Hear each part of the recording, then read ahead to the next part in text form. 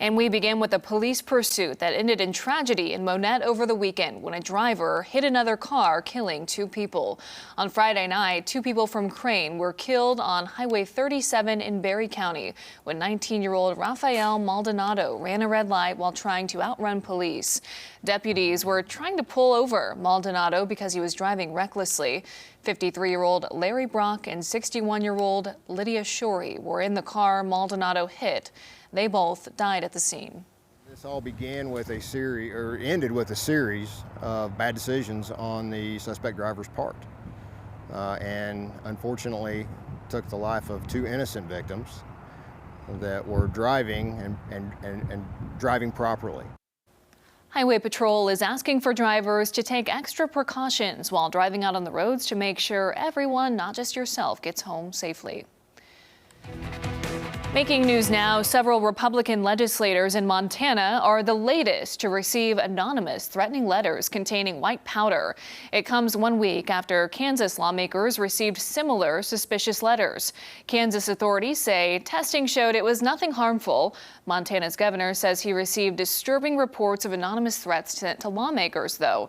The FBI says Tennessee Republican lawmakers are now beginning to get them, too. An airport worker died Friday after he was sucked into the jet engine of a Delta plane. It's unclear exactly how the deadly accident happened. The Delta flight had just arrived from Los Angeles and had only 1 engine running at the time. Delta issued a statement saying it was heartbroken and fully supports the investigation, which is now ongoing. Making news around the world, 1 person is dead, multiple people are injured after a roller coaster derailed in Sweden, sending passengers plunging to the ground. Witnesses say when the front of the roller coaster jumped off the tracks, at least 3 people flew out of the train car at a height of about 25 feet. 14 people were on board. 1 died and 9 others were taken to the hospital. 3 children suffered minor injuries.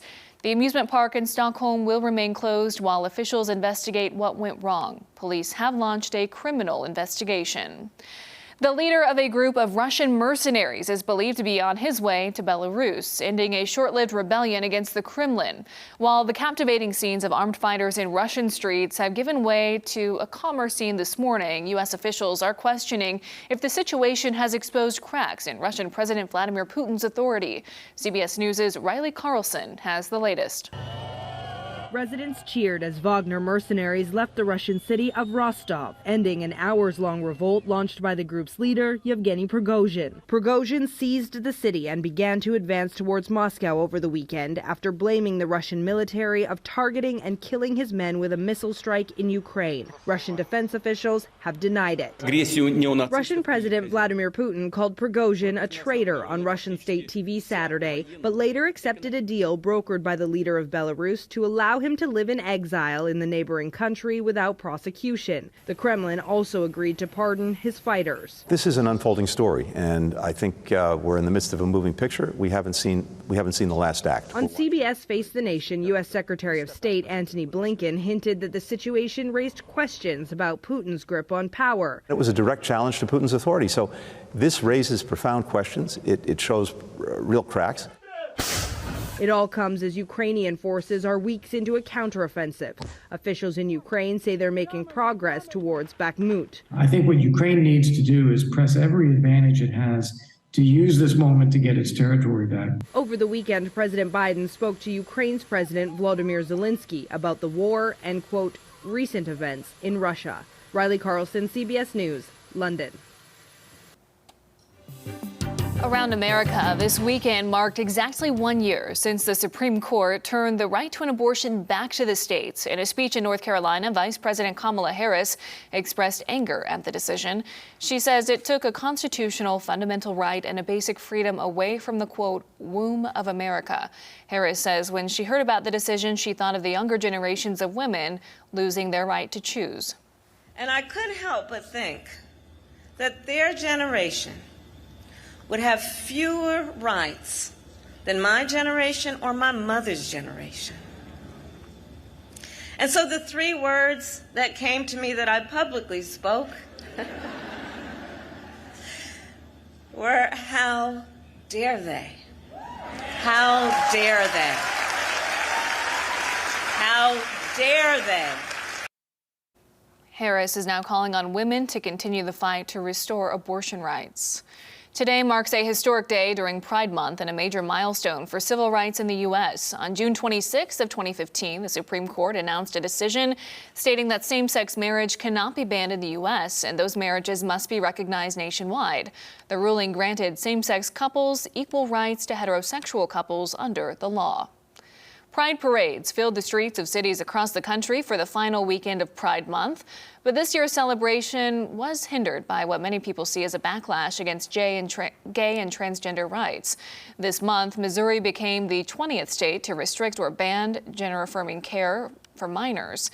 The Anti-Defamation League and advocacy group GLAAD says anti-LGBTQ incidents are on the rise, leading to more security at this year's events. We're going to have our most experienced officers working throughout the night. Our community is under attack right now. Nationally, it's under attack. That report from the Anti-Defamation League found more than 100 anti-LGBTQ incidents in the U.S. in the first 3 weeks of this month. That is about twice as many compared to June of last year. In a Consumer Watch, millions of Baby Shark bath toys are under recall after being linked to several child injuries. More than 7 million bath toys are included in the recall. The U.S. Consumer Product Safety Commission says the top fins you see there on Baby Shark pose a risk of impalement, laceration, and puncture injuries. The toy maker, Zuru, says it has received 12 reports of where kids sat on or fell on the toy, resulting in injuries. And Infant Tech is recalling batteries in its Zuby video baby monitors used in cars over fire risks. The Consumer Product Safety Commission says the monitor's battery can malfunction, overheat, and burst, posing a fire hazard. 3 reports of monitors catching fire were made, but no injuries. Consumers should remove the batteries and contact Infant Tech for a free replacement battery. In some more local news, a grant is allowing Shannon County first responders to purchase new equipment that will improve response times. A $6,000 grant will go toward additional radios and 3 AEDs. Currently, the first responders have to go to a central location to pick up those life-saving devices. New devices will be in some cars, making it more likely that they will be on hand in case of an emergency. Beginning this morning in Springfield, the city is closing South Kimbrough Avenue to through traffic for utility improvements. That closure starts in just a few minutes, about 5 minutes here at 7 o'clock between St. Louis and Elm Street. Southbound traffic will be detoured via St. Louis and Elm Street and JQH Parkway. Drivers can still have access to local businesses and properties, and the city only expects it to last a couple days here through about June 28th.